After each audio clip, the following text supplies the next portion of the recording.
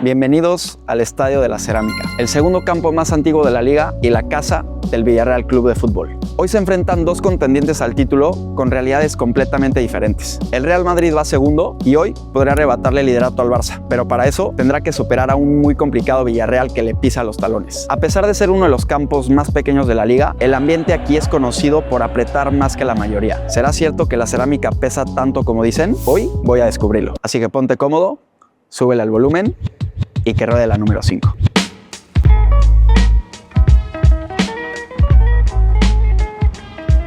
$20 estadios, 15 ciudades y una liga.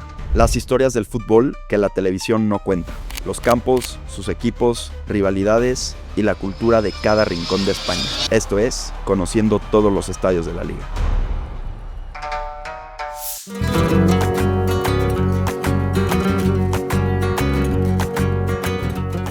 Ubicado en la provincia de Castellón, en la Comunidad de Valencia, Villarreal en valenciano o Villarreal en castellano es una pequeña ciudad industrial con un poco más de 53,000 habitantes. Situada a 65 kilómetros al norte de Valencia, como a 50 minutos en coche o 1 hora y 25 en tren.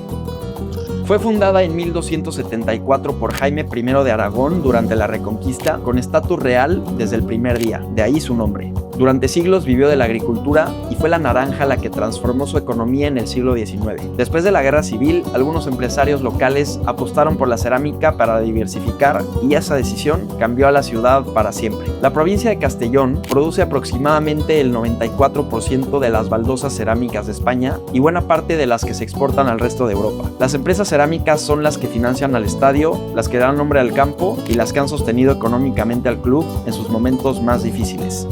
Esta no es una metáfora. La industria cerámica es literalmente el suelo sobre la que está construida este club. Y por si fuera poco, Villarreal tiene otro dato que pocos conocen. Aquí nació Francisco Tárrega, el compositor que escribió el Gran Vals en 1902. Esta es la melodía que décadas después Nokia convirtió en el tono de llamada más escuchado del mundo. Una ciudad que fabrica azulejos, que compuso una melodía universal y que de paso construyó a uno de los clubes más singulares del fútbol europeo. En Europa hay pocos casos como el Villarreal. Es una ciudad muy pequeña en Europa que tiene un campeón de Europa League y con presencia constante en competiciones europeas. Al Estadio de la Cerámica le cabe un poco menos de la mitad de la ciudad entera. Piénsalo un momento, un estadio de 23,000 asientos para una ciudad de 53,000 habitantes. Con más de 100 años de historia, este es el segundo estadio más antiguo de la liga, fundado en junio de 1923 con el nombre de Campo del Villarreal. 2 años después pasó a llamarse El Madrigal, nombre que mantuvo durante 92 años y como todavía lo conocen algunos. Y en 2017 el club tomó una decisión que dice mucho de quiénes son. Lo rebautizaron como Estadio de la Cerámica, una declaración de identidad. La industria cerámica construyó esta ciudad y financió este club, y a cambio el mismo club quiso que su casa hiciera honor a la cerámica para siempre. Fundado unas semanas más tarde que Mestalla, estos son los únicos 2 estadios que, además de compartir antigüedad, han pasado los años y varias remodelaciones desde el mismo sitio sin abandonar su ubicación original. Una característica muy particular es la oferta gastronómica que ofrece el Estadio de la Cerámica. En sus instalaciones tienes 3 opciones de restaurantes: el Ceramista, que combina alta cocina con vistas a la cancha; el Vasco, donde encontrarás pinchos y comida vasca tradicional; y el Corner, un sports bar decorado como museo con piezas históricas del Villarreal. Si vienes a un partido, te recomiendo reservar con tiempo para el Ceramista y el Vasco, porque en día de juego estos lugares suelen estar llenos. Pero si hay una noche que define lo que este estadio puede llegar a ser, fue el 25 de abril del 2006. El Villarreal había llegado nada más y nada menos que a la semifinal de Champions League de la mano de Manuel Pellegrini. En el camino habían eliminado al Glasgow Rangers y al Inter de Milán. El rival a batir en semis era el Arsenal de Arsène Wenger, con un Henry fuera de serie, un joven Fábregas de 18 años, Jens Lehmann, Campbell, Flamini, en fin, no sería un reto fácil. Pero el Villarreal no se quedaba atrás en cuanto a talento. En ese momento tenían en sus filas a un Juan Román Riquelme, Diego Forlán, Marcos Sena, Robert Pires, una plantilla construida con criterio que los había llevado a las puertas de una final de Champions. Con Riquelme como alma del equipo, el submarino amarillo llegó al partido de vuelta en el Madrigal necesitando remontar el 1-0 de la ida. En el minuto 88, penalti para el Villarreal y Juan Román con la oportunidad de darle vida a su equipo y forzar el alargue. Pateó a la derecha y Lehmann adivinó. Esa fue la noche más más grande que ha vivido este estadio y al mismo tiempo la más agridulce. Porque la imagen que quedó para siempre no fue la de un equipo pequeño llegando a las puertas de una final europea, sino la de una de las mayores leyendas de este club con la cabeza agachada en el césped del Madrigal. Ese Villarreal nunca llegó a una final de Champions, pero 15 años después, este club sí levantó un título europeo. Y para entender cómo llegaron hasta ahí, hay que conocer la historia desde el principio. El Villarreal nació en 1923, un club de una ciudad pequeña, industrial, que durante décadas vivió en la oscuridad del fútbol español, sin títulos y sin focos. Pasaron 46 años hasta que en 1969 lograron su primer ascenso a segunda división. Pero el salto real llegó en 1997 cuando el empresario Fernando Roig tomó el control del club. Con una fortuna construida precisamente en la industria cerámica y en el Mercadona, el empresario valenciano introdujo algo que en el fútbol es más difícil de lo que parece: un criterio. En vez de traer fichajes caros solo por nombre, se encargó de traer jugadores correctos para un sistema claro. Y en menos de una década, el Villarreal pasó de segunda B a primera división y estando establecidos en primera, empezaron a competir en Europa. En ese camino ya empezaban a aparecer nombres importantes: Pepe Reina bajo los 3 palos entre 2002 y 2005, Martín Palermo como una referencia ofensiva y una cantera que empezaba a producir. Un joven Santi Cazorla y un Bruno Soriano ganándose su lugar en el primer equipo. Y cuando llegó aquella Champions en la 2005-2006, el nivel de talento reunido era difícil de creer para un club de esta ciudad. Riquelme, Forlán, Marco Sena, Pires. El Villarreal demostró que lo que Roig había construido era algo real. Y la noche del Arsenal dejó una herida, pero también dejó una certeza. Este club sabía jugar al fútbol a un nivel que pocos esperaban para una ciudad de 53,000 habitantes. Lo que llegó después confirmó esa idea. Bruno Soriano se convirtió en el símbolo de todo lo que el Villarreal quería ser. Jugó 14 temporadas con el submarino amarillo. Fue capitán, rechazó ofertas de clubes más grandes y se retiró aquí. Porque hay jugadores que se van por el dinero y otros muy pocos que escogen a los colores.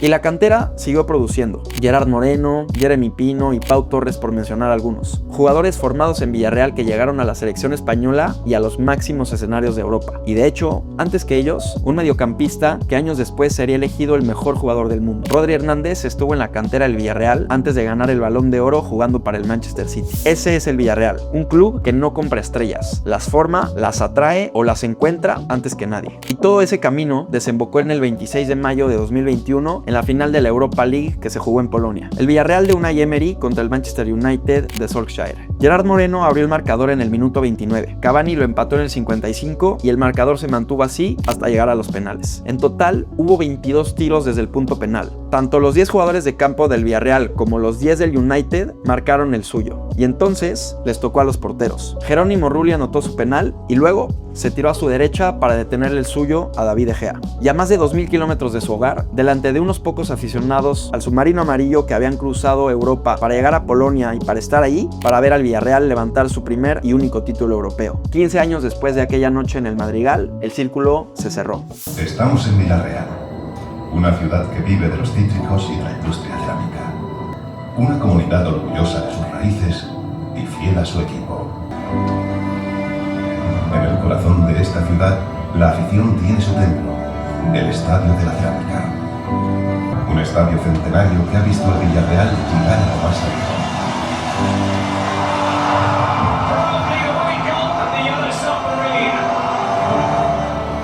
Pero lo que hoy representa este equipo no se consigue en un día.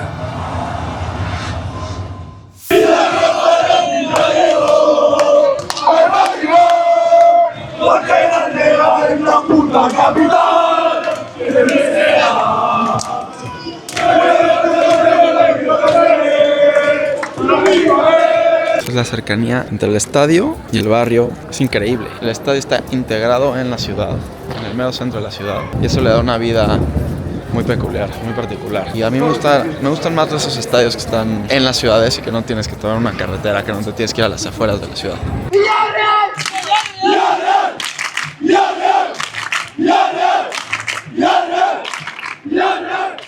En estos momentos estoy afuera de la cerámica antes de que comience el partido y te voy a platicar un poquito de lo que va a ser el enfrentamiento de hoy. Estamos en la jornada número 21 de la liga, vamos a un poco más de la mitad de la temporada y el Real Madrid de Arbeloa visita al Villarreal de Marcelino. Este va a ser el cuarto partido de Arbeloa dirigiendo al Real Madrid. Tras haber cesado a Xabi Alonso de manera errónea y precipitada, en mi opinión, Arbeloa tuvo un comienzo muy complicado frente a los merengues, siendo eliminado por el Albacete de la segunda división y que vivió probablemente uno de los mejores días en sus 87 años de historia. Por el otro lado, y empatados en puntos con el Atlético de Madrid, el Submarino Amarillo es un equipo que solamente ha caído una vez en casa en Liga, pero es cierto que trae un bajón anímico tras haber sido el peor equipo de la Champions League esta temporada, con 6 partidos perdidos y uno empatado. Y además quedaron fuera de la Copa del Rey. No les queda más que aprovechar y cerrar bien esta segunda etapa de la temporada y de tratar de quedar lo más arriba posible. Se empieza a poner bueno el desmadrito afuera de la Cerámica. Hoy el segundo visita al tercero. Con 7 puntos de diferencia, estoy seguro que se va a vivir una batalla campal dentro del terreno de juego. Este es un típico choque de David contra Goliat clásico de fútbol español. El Real Madrid es el equipo más rico de todo el mundo y el Villarreal, bueno, no está ni dentro del top 30 de Europa. Muchas cosas por demostrar, sobre todo para el Real Madrid. Ahora sí, vamos al partido. Así la situación. El Villarreal sacó los boletos a la venta en la página oficial el jueves al mediodía. Cuando yo entré al sitio web, ya solamente quedaban los boletos de 385 y 700 euros, que yo no estaba dispuesto a pagar. A mi gusto, demasiado caro, si no lo iba a pagar. Y me metí a una de las páginas de reventa, compré un boleto y esto lo digo como conciencia. Siempre que compres boletos en reventa, tienes ese riesgo a que sea un scam, a que sea falso. Y eso me pasó el día de hoy. Llegué a la entrada a la que me correspondía y a la hora de pasar el boleto me dicen que estaba duplicado. Afortunadamente fui a la taquilla, no sé si se apiadaron de mí, no sé si qué, pero me dijo la señorita que me podía vender una entrada y la tenemos. Llámale suerte, no lo sé, pero bueno, cosas que pasan y es el riesgo que hay cuando compras boletos en reventa. Afortunadamente me salió más barato el boleto. Digo, voy a estar en la fila 28, pero bueno, no pasa nada. Lo importante es que voy a estar adentro y no aquí afuera. Eso me podría llorar. Si compras boletos en una página de reventa, aguas, no siempre es garantía. Gracias Dios por haber dejado un boleto disponible, que ya en la página salía que ya no había nada, pero bueno, sí me tocó. Ahora vamos para adentro. Me quitaron mi cámara en la entrada, cosas que pasan. Yo no entiendo por qué hoy en día este tipo de cosas siguen sucediendo, pero bueno, iris what it is. No me voy a poner a discutir ni a argumentar. Me dieron un sticker, guardaron mi cámara. Digo, igual, o sea, no es como que la gente no saca sus teléfonos para grabar, ¿verdad? Seguramente los clips que salgan de los partidos del partido no van a estar tan bien estabilizados porque yo tengo un pulso muy malo. Haré lo mejor que pueda, se los juro. Haré un intento, pero bueno, así es esto y así toca y hay que adaptarse a las circunstancias. Sin cámara, sin micrófono, hoy vamos a disfrutar un poco más del partido sin grabar tanto.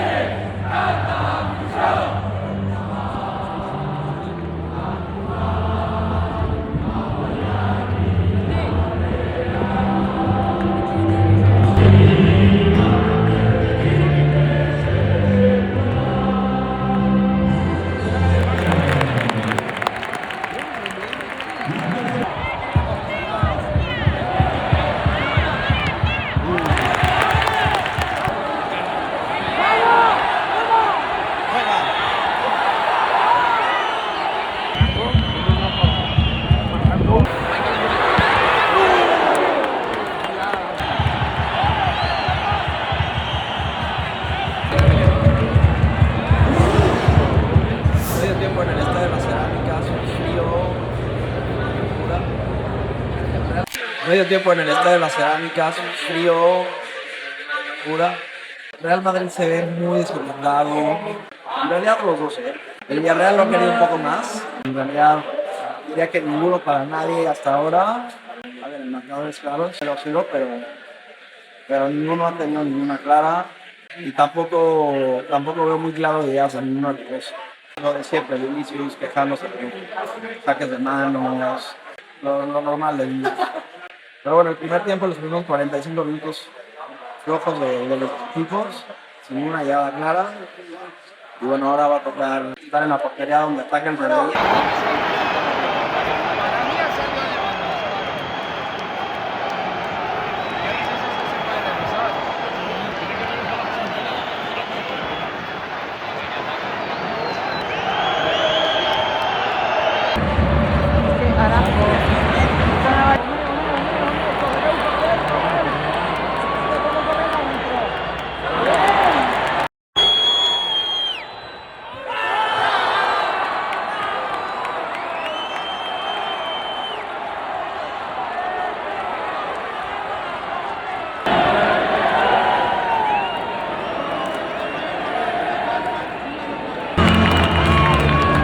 Y de esta manera finaliza la aventura en Villarreal. El Real Madrid sacó los 3 puntos y ahora toca regresar a casa. Si te quedaste hasta acá, quiero agradecerte por acompañarme en este cuarto capítulo. Nos vemos en el siguiente para vivir el derbi vasco, esta vez desde San Mamés, la catedral del Athletic Club. Cualquier cosa que quieras agregar, tienes la cajita de los comentarios ahí abajo o puedes escribirme directo a mi Instagram. Nos vemos en el siguiente. Chao.